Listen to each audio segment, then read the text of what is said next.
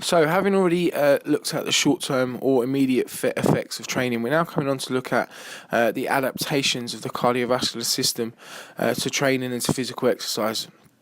So adaptations, or by adaptations, we mean the long-term changes, okay, the physical changes that occur over a period of time. And this could be over a few weeks of training, obviously a few months or even years of training. Before we go on to actually look at the adaptations that take place, it's important that we remind ourselves what the cardiovascular system actually does. And this will allow us to understand why these adaptations are beneficial and why they take place. And the first and most obvious function of the cardiovascular system is to transport oxygen around the body. Okay, so we know that that our blood absorbs oxygen and attaches it to hemoglobin and deposits it around the body to work in muscles and other areas that needs the oxygen. Secondly, our cardiovascular system removes waste products. Again, your knowledge will tell you that when we exercise, we produce lactic acid and carbon dioxide, and one of the functions of the cardiovascular system is to actually get rid of that carbon dioxide. Okay, it removes it back to the lungs where we breathe it out.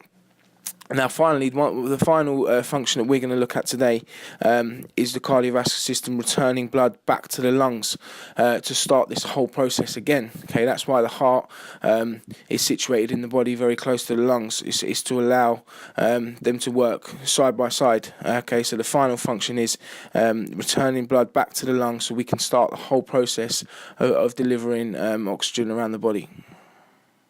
So let's move on to look at the adaptations that take place, or the long-term adaptations that take place when we exercise. And the first we're going to look at is an increase in size and strength of the cardiac muscle. Okay, so size and strength of the heart.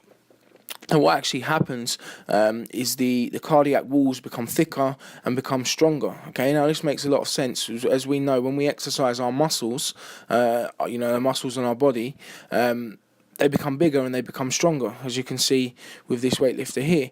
So the same thing happens with the heart. As the heart works, and the harder the heart works over a period of time, it will grow in size and it will become stronger. Now, we know that there's a term for when our muscles grow and when our muscles become bigger, and that is called hypertrophy. Okay, so this process of the heart becoming bigger and stronger is called cardiac hypertrophy, and we need to make sure that we're using the correct terminology when talking about this in our exam. Now, as a result of this increase in size and of the cardiac muscle, there is obviously an increase in our stroke volume. Okay, now that makes sense, doesn't it? If the size of our heart is bigger and the cardiac walls are thicker and stronger, they can be able to exert more force and squeeze out more blood. So the amount of blood leaving our heart per beat is going to increase. Remember, our stroke volume is the amount of blood leaving the heart per beat.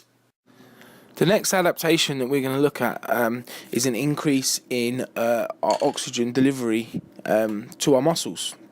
Okay, again, this makes a lot of sense. All right, if our stroke volume is increased, our hearts become bigger and stronger, and the amount of blood we're pumping out per beat has increased, then the amount of blood going around the body increases, and the amount of oxygen delivered to the muscles increases. So what's the knock-on effect of this? Well, how does this help us when we train? Well, obviously, this is going to make, essentially, our heart is more efficient, okay, and it's going to allow us to work for longer periods of time. Okay, because we've got more oxygen to our muscles, so the onset of lactic acid will decrease. Okay, so as you can see, Manny Pacquiao here training, he's able to do that because he's got a big, strong cardiac muscle and it's working efficiently and it's getting more blood around the body, more oxygen to the working muscles. So next we have a decrease in our resting heart rate. Okay, a decrease in our resting heart rate is the next adaptation that we're going to look at. Now, the reason that this happens is because at rest, our body only needs one amount of blood. Okay, only needs one amount of blood being pumped around. Okay, and that roughly, in a majority of us, is about 5 litres. So obviously, if we have a bigger, stronger heart and we have an increase in stroke volume, we need less beats to deliver this 5 litres around the body. Okay, and that's a really positive thing for our body, and it's an indication of how fit we are. Okay, an indication of how much we train. The lower our resting heart rate, the more efficient our heart, and the less beats it has to take to pump round the 5 litres that we need while resting. So moving on quite quickly, we look at our next adaptation, and that is an increase in our maximum cardiac output.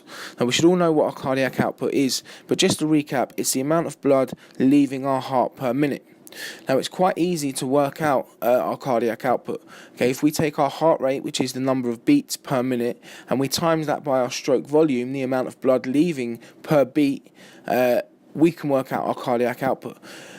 So looking at an increase in our stroke volume, as we know happens or occurs as a result of long-term training, it makes sense that our cardiac output also increases. Next one we're going to look at is an increase in our return to resting heart rate. Okay, so our body is more efficient and our cardiovascular system is more efficient, therefore it gets oxygen around to our working muscles quicker, and we return to our resting heart rate quicker as a result of training. So our body is essentially repaying the oxygen debt quicker as a result of our long-term training, and that's another adaptation that takes place. So a few more points that we're going to rush through so as to finish the video off. We have an increase in capillarization at the lung and at the muscles. Now, hopefully you know what that means, but if you don't, it just basically means that we have an increased number of capillaries in the lungs and at the muscles, and this allows our cardiovascular system to work efficiently because more oxygen can be transferred and more waste products removed. We also have an increase in our red blood cells, and we know that it's our red blood cells that carry the oxygen around the blood. So by increasing this, again, it will help our cardiovascular system to be more efficient. As a result of everything that we spoke about, there are two things that take place naturally and quite obviously. We have an increase in oxygen delivery. Okay, remember that's one of the main functions of the cardiovascular system, and that will increase. And finally, we have an increased blood flow. Okay, because there is more blood being pumped around the body by a bigger, stronger cardiac muscle, there will be a higher blood flow.